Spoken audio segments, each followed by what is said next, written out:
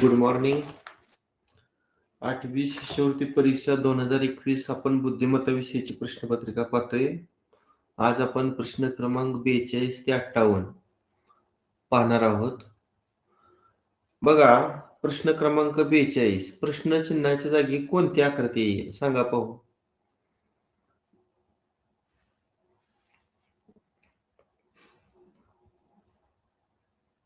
थोडं ऑब्झर्वेशन केलं तर पटकन तुमच्या लक्षात येईल.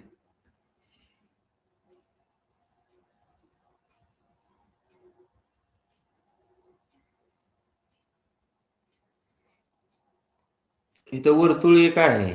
इथे किती वर्तुळांची संख्या आहे रे? 2, 3. म्हणजे वर्तुळाची संख्या 1 न वाढत गेली. 4 वर्तुळ असणारा पर्याय निवडा. हा ड्रॉप झाला. म्हणजे आपल्याकडे 2च पर्याय उरला. पर्याय क्रमांक 2 आणि पर्याय क्रमांक 4. पण आडव्या रेषेत का नाही अशा बघा, आडव्या रेषा. इथं 3 आहेत. इथं 2 आहेत. इथं 1 आहे. म्हणजे चौथ्या आकृतीत आडवी रेष उरणारच नाही.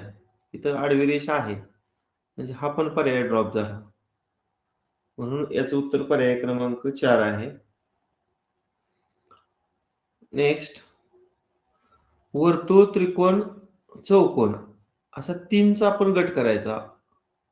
तर 3चा गट, 3चा, या 3चा आणि पुढचं शेवटचं 3.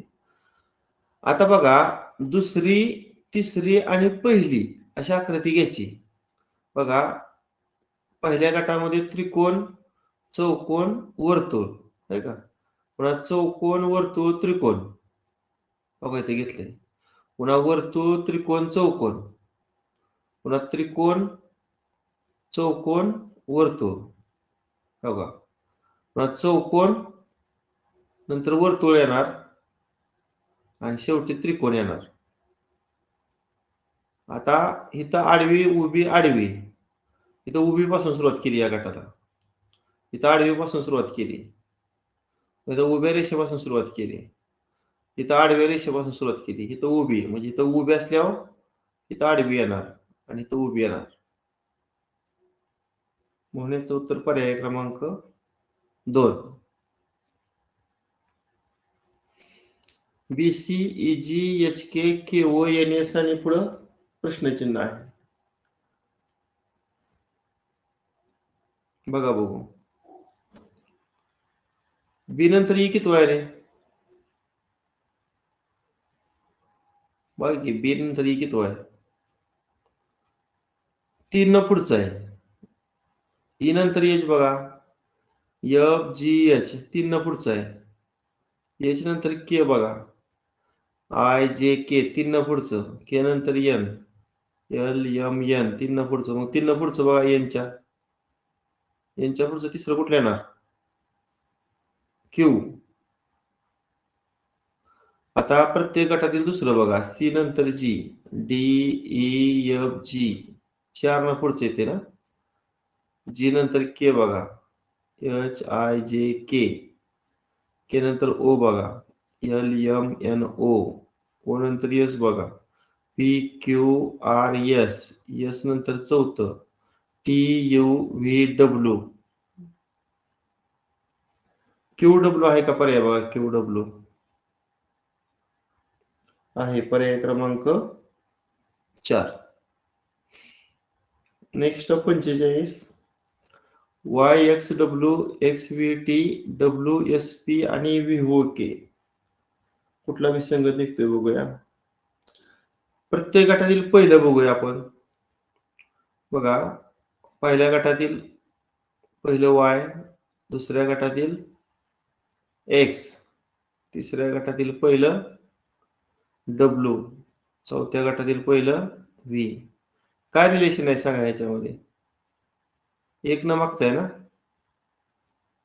वायच्या मागे X, Xच्या मागे W, Wच्या मागे V, Vच्या मागचं काय राहणार? U. आता दुसरा घेऊया आपण गट. प्रत्येक गटातील दुसरा अल्फाबेट X, त्यानंतर V,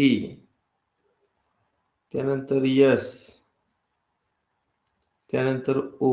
आता बघा एक्स आणि व्ही दोन न माग या. आता व्ही आणि एस बघा मग. व्ही आणि एस किती माग, इथं दोन न माग आणि व्ही पासून एस 1 2 आणि 3 न माग. आता एस नंतर ओ पहा, 1 2 3 4 न माग. मग आता 5 न माग यावं लागेल की नाही. 1 2 3 4 आणि 5. 5 न माग आल्यावर कुठला अल्फाबेट मिळणार, जे. समजते ना. इथं 2 न मागचं, 3 न मागचं, 4 न मागचं म्हणजे तर 5 न मागचं. आता शेवटचा अल्फाबेट बघा प्रत्येक गटातील. डब्ल्यू नंतर टी, डब्ल्यू नंतर टी, टी नंतर पी, पी नंतर के. आता डब्ल्यू आणि टी मध्ये बघा किती अंतर आहे. डब्ल्यू आणि टी मध्ये कुठं डब्ल्यू आहे, हा बघा डब्ल्यू आणि टी मध्ये किती अंतर आहे. 1 2 आणि 3, 3 न पाठीमागं जायचं. टी आणि पी बघा 1 2 3 आणि 4, 4 न पाठीमागं. पुन्हा पी आणि के 1 2 3 4 5, 5 न पाठीमागं. आता केच्या पाठीमागं 6 जावा. 1 2 3 4 5 आणि 6. ई आहे पहा ई. मग शेवटचे अल्फाबेट घेऊन एक शब्द तयार करा. यू जे आणि ई म्हणजे पर्याय क्रमांक 1. समजते का. हॅलो. हो सर. हा ओके. खाली दिलेल्या मालिकेतील चुकीचे पद ओळखा. 13 16 22 26 38 62 76 आणि 102. कोण सांगेल.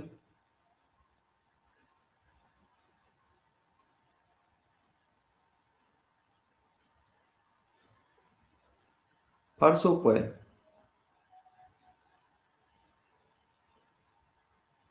त्या संख्येत अंकांचा गुणाकार मिळवायचा. मग 13तील 1 आणि 3चा गुणाकार ऍड करा. किती येणार 13 आणि 3 16. बघा पुढची संख्या 16 आहे का.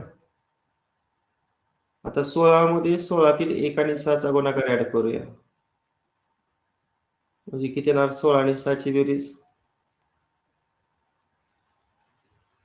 22. पुन्हा 22 मध्ये क्रमांक 2 आणि 2 गुणाकार मिळवूया. 22 आणि 2 सॉरी 22 आणि 4 किती येणार 26. बरोबर. पुन्हा 26 किती ऍड करायचं 2 आणि 6चा गुणाकार ऍड करायचा. 26 बेरीज 12 आणि 38. पुढची संख्या 38 आहे. 38 मध्ये 3 आणि 8चा गुणाकार ऍड करा.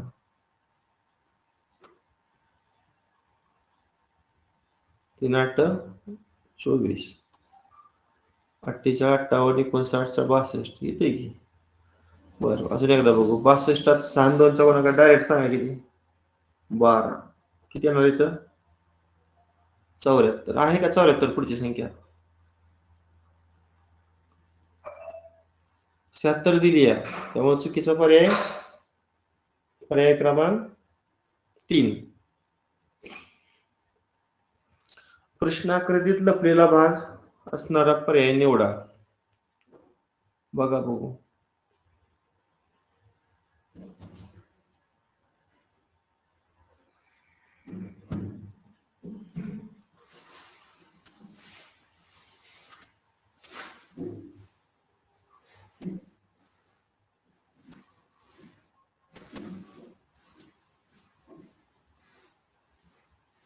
पहिलाच पर्याय आहे बघा.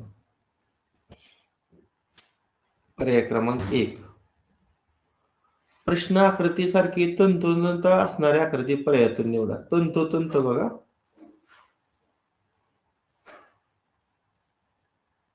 पर्याय क्रमांक 4. Option number 4. बरोबर. पर्याय पर्याय क्रमांक क्रमांक 4. अपूर्ण आकृती पूर्ण करण्यासाठी योग्य पर्याय निवडा. बघा आपण अपूर्ण आकृती जर पूर्ण केली. पर्याय क्रमांक 3. 3 येते का? पर्याय क्रमांक 1. पर्याय क्रमांक 1. एकच मिनिट.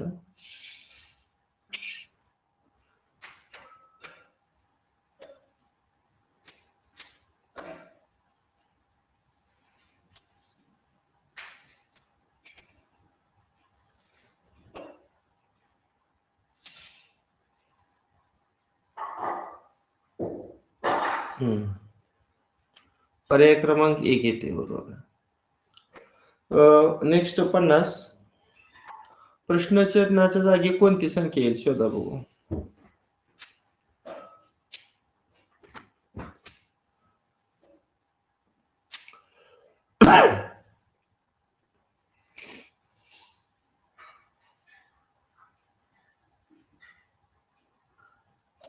उभ्या 3 संख्या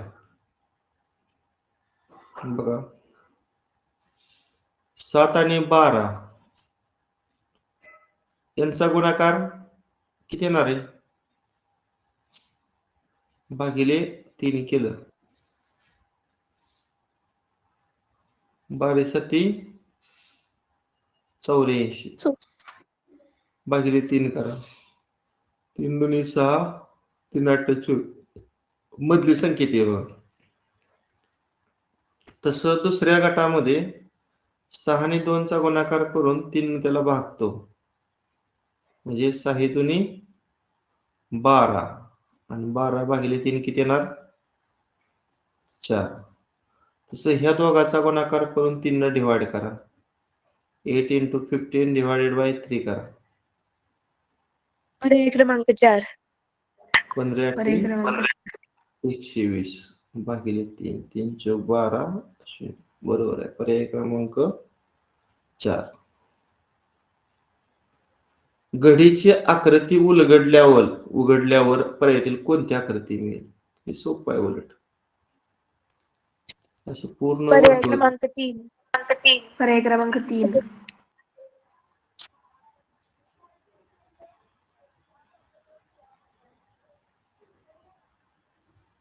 किती ते पर्याय क्रमांक 3. 3. करेक्ट. ही पण घडीचाच प्रश्न आहे बघा. असं होणार. पर्याय क्रमांक 3.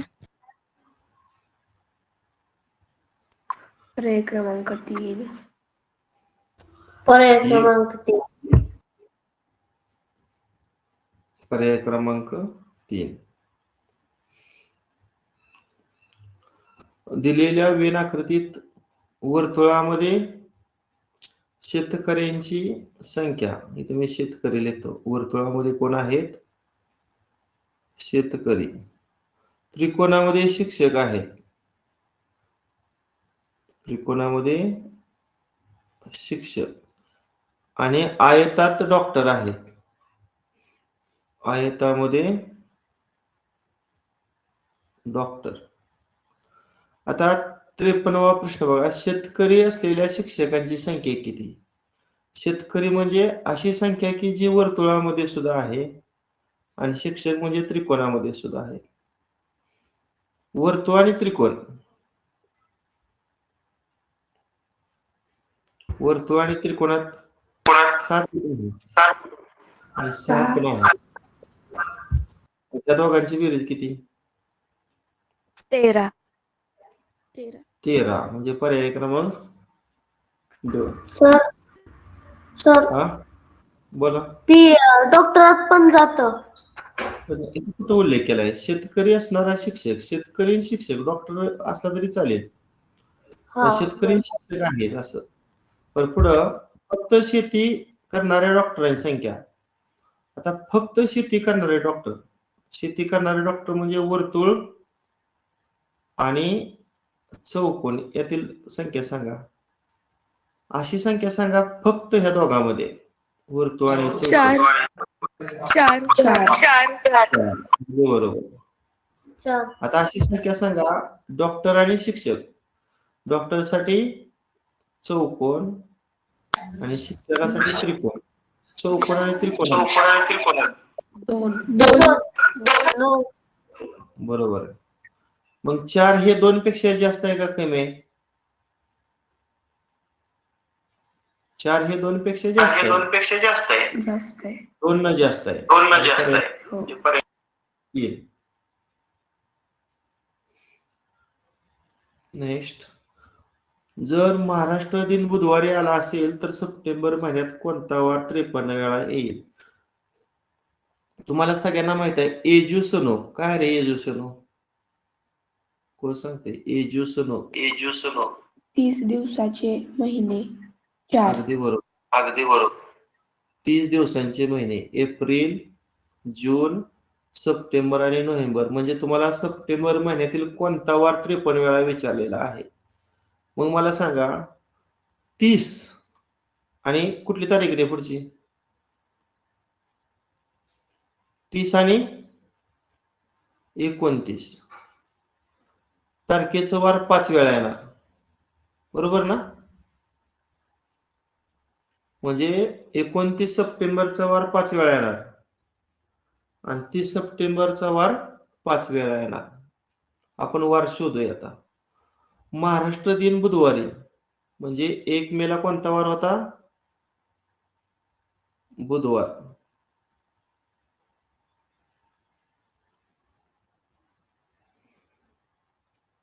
एक मेला बुधवार. आता तुमच्याकडे असे काही कृत्य आहे का रे? मी यापूर्वी तुम्हाला एक सांगितलं, ना सांगितलं का? ना. पहिला म्हणजे महाराष्ट्र दिन की जी तारीख 1 मे असते. दुसरा म्हणजे महात्मा गांधी जयंती. किती तारखेला असते रे महात्मा गांधी जयंती? 2 ऑक्टोबर. 2 ऑक्टोबर. आणि ना म्हणजे नाताळ. नाताळ किती तारखेला असतो? 25 डिसेंबर. 25 डिसेंबर. म्हणजे 1 मेचा वार 25 डिसेंबरला असतो. 1 मेला जर बुधवार असेल तर 25 डिसेंबरला सुद्धा त्या वर्षामध्ये कोणता वार असणार? बुधवारच असणार. अजून एक तुम्हाला कृती सांगितली. माझ्या नोकरीतील एक जुनी सवय डीप अभ्यास करणे. सांगितलं का हे? सडी.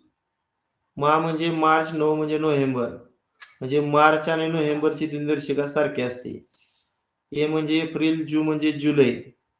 एकाच वर्षात एप्रिल आणि जुलैची दिनदर्शिका सारखी असते. आणि स म्हणजे सप्टेंबर, डी म्हणजे डिसेंबर. म्हणजे एकाच वर्षात सप्टेंबर आणि डिसेंबरची दिनदर्शिका सारखी असते. याचा अर्थ 25 डिसेंबरला जो वार आहे तोच 25 सप्टेंबरला असणार. मग मला सांगा 25 डिसेंबरला जर बुधवार असेल तर 25 सप्टेंबरला सुद्धा कुठला वार असेल? बुधवारच असेल. आता 25 नंतर 29 सप्टेंबर किती तारीख पुढे गेलो बघा आपण? 26, 27, 28, 29. 4 तारीख पुढं, म्हणजे 4 वार पुढे जावा. बुधवार नंतर गुरु, शुक्र, शनी आणि रवी. म्हणजे 29 सप्टेंबरला कुठला वार असणार? रविवार. आणि पुढे 30 सप्टेंबरला कुठला वार असणार? सोमवार. मगाशी मी तुम्हाला सांगितलं 29 आणि 30 सप्टेंबरचे जे वार आहे ते 5 वेळा येणार. म्हणजे रविवार आणि सोमवार 5 वेळा येणार. मग रविवार म्हणजे पर्याय क्रमांक 1 आणि सोमवार म्हणजे पर्याय क्रमांक 4. समजतंय का? हो सर. ओके. अभिषेक सूर्यास्त पाहत होता. आता इथं मुख्यच दिशा आहे, त्यामुळं पूर्ण 8 दिशा उपदिशा काढायची गरज नाही. वरची आहे ती उत्तर दिशा.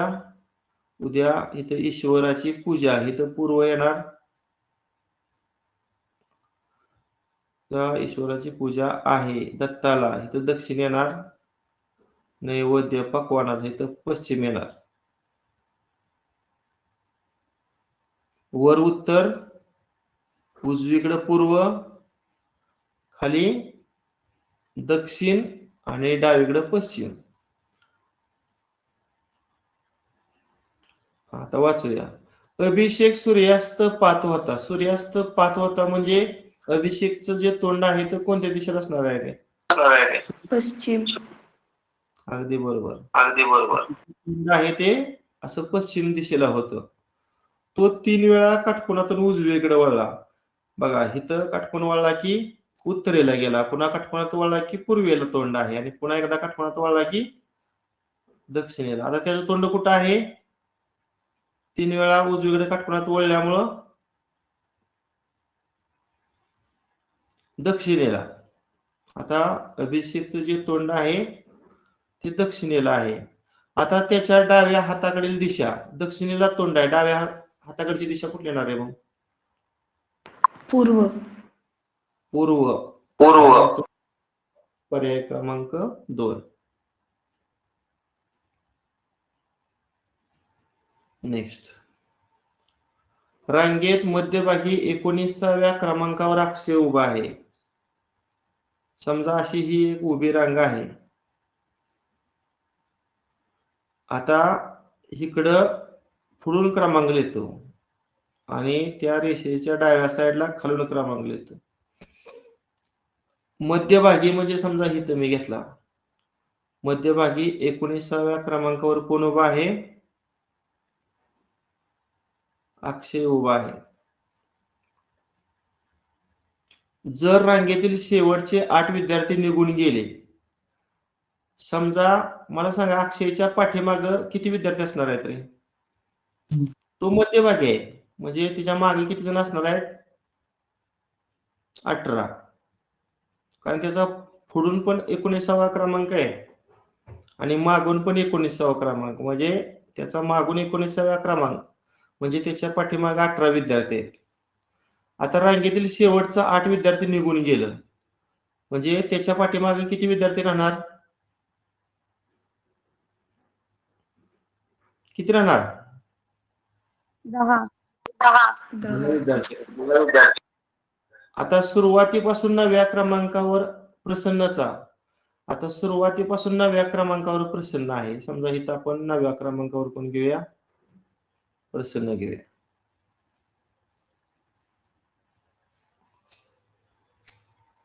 शेवटून क्रमांक कितवा असेल?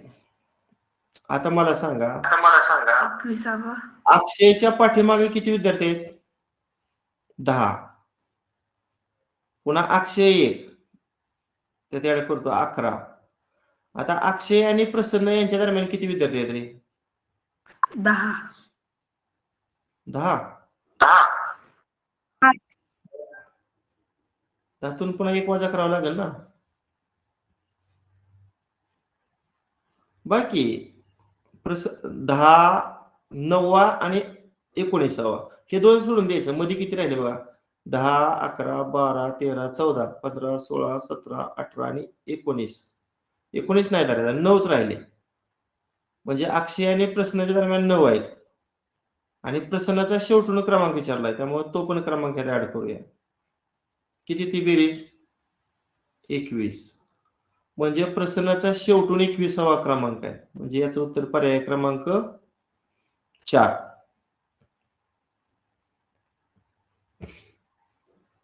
संख्यांच्या मांडणीतील सूत्र ओळखून प्रश्नचिन्हाच्या जागेचा पर्याय निवडा.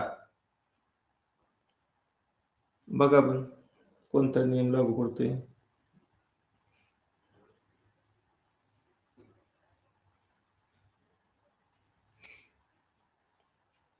ही 1 नंबरची डायग्राम. कडच्या संख्या कुठल्या घेऊया? 2 5 8 ह्यांचा गुणाकार करून सांगा किती येतोय.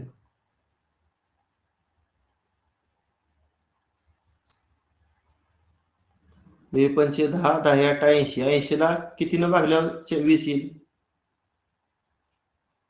4. 4 ना. आता बाकी ठिकाणी तोंडी करूया आपण. साहित्रिक 18 18 चोक 72 आणि 72 ला 4 न भागल्यावर 18 येते. 10 दुनी 20 20 7 140 140 ला 4 न भागल्यावर 35 येते. तसं 1 12 आणि 5 चा गुणाकार करून 4 न भागूया. 12 पंचे 60 भागिले 4 बोला किती येणार. 1 15. पर्याय क्रमांक 1. ठीक आहे, मी तुम्हाला एक माझ्या मनाचं उदाहरण देतो, कारण हा शेवटचाच मला वाटते प्रश्न होता. एक असा प्रश्न आहे.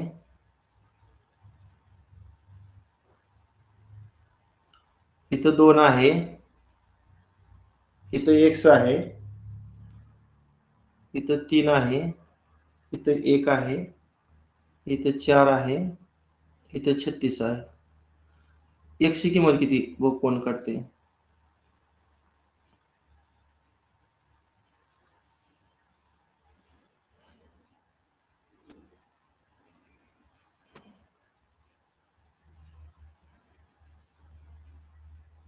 सर 80. अगदी बरोबर. कसं काढलं सांग. समोरासमोर येईल. एकचा घन 1 आणि 1चा वर्ग यांची बेरीज केली 2 येते. परत 3चा घन आणि 3चा वर्ग यांची बेरीज केली 36 येते आणि 4चा वर्ग 64 आणि आपलं 4चा घन 64 आणि 4चा वर्ग 16 यांची बेरीज येते 80. करेक्ट. म्हणजे 3 आणि 36चं काय रिलेशन, तर 3चा घन आणि 3चा वर्ग यांची बेरीज. म्हणजे 3चा घन 27, 3चा वर्ग 9, बेरीज 36. तसं ह्या x आणि 4चा असणार आहे. मग 4चा घन आणि 4चा वर्ग यांची बेरीज करायची, ती x ची किंमत असणार. 4चा घन 64 आणि 4चा वर्ग 16 यांची बेरीज 80. म्हणून x ची किंमत 80. कसं आहे, तुम्ही जेवढा सराव करसाल तेवढे तुमचे मार्क वाढणार आहेत. ठीक आहे, बस करूया. ओके. उद्या आणि परवा तासाला सुट्टी असेल. सोमवारी आपलं नेहमीप्रमाणे तास चालू राहतील. ठीक आहे, ओके, बाय.